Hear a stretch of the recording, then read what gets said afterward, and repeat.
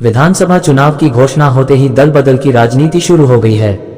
जहां एक तरफ चंदन कियारी के पूर्व विधायक और पूर्व में आजसू कोटे से मंत्री रहे और वर्तमान में आजसू के केंद्रीय उपाध्यक्ष उमाकांत रजक आजसू पार्टी से इस्तीफा देकर जेएमएम में शामिल होने के बाद जेएमएम के जिला उपाध्यक्ष सह जेएमएम के पूर्व प्रत्याशी विजय रजवार झारखंड लोकतांत्रिक क्रांतिकारी मोर्चा के संपर्क में आने की खबरों से राजनीतिक गलियारों में हलचल मच गई है। सूत्रों के अनुसार विजय रजवार के लोकतांत्रिक क्रांतिकारी मोर्चा के सुप्रीमो जयराम महतो के साथ पूरी बातचीत तय हो चुकी है, केवल औपचारिक घोषणा बाकी है। इस खबर ने सियासी पारा और भी बढ़ा दिया है। ये खबर न केवल नेताओं में चर्चा का विषय बनी हुई है, बल्कि आम जनता में भी इसे लेकर कई तरह के कयास लगाए जा रहे हैं, जिससे चंदन कियारी का राजनीतिक माहौल काफी गर्मा गया है।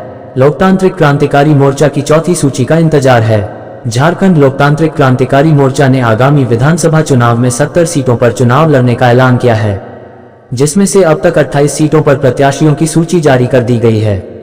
अभी तक चंदन कियारी विधानसभा सीट का उम्मीदवार घोषित नहीं किया गया है, जिससे सभी की नजरें झारखंड लोकतांत्रिक क्रांतिकारी मोर्चा की चौथी सूची पर टिकी हुई हैं।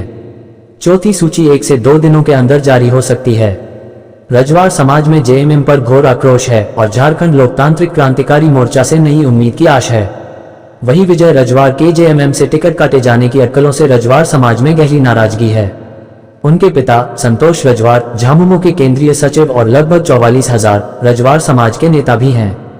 समाज का मानना है कि विजय रजवार को चुनाव में उतरना चाहिए, जिससे उन पर सामाजिक दबाव भी बढ़ रहा है। यदि विजय रजवार लोकतांत्रिक क्रांतिकारी मोर्चा में शामिल होते हैं तो चंदन कियारी का चुनावी समीकरण पूरी तरह बदल सकता है। चंदन कियारी विधानसभा में करीब 68,000 महतो वोटर की संख्या है, जो जयराम महतो के समर्थक माने जाते हैं, और रजवार समाज का भी प्रभाव है। साथ ही चंदन कियारी के जनताओं ने अमर बावरी एवं उमाकांत रजक को चंदन कियारी से प्रतिनिधित्व करने का मौका दे चुके हैं। अब दोनों नेताओं को छोड़कर तीसरे विकल्प के रूप में विजय रजवार को मौका दी जा सकती है। विजय जो 5 सालों से जनता के बीच लगातार काम कर रहे हैं और जेएमएम पार्टी ने टिकट नहीं देने पर सहानुभूति वोट भी सभी समुदाय एवं जाति के वोट मिलने की संभावना है।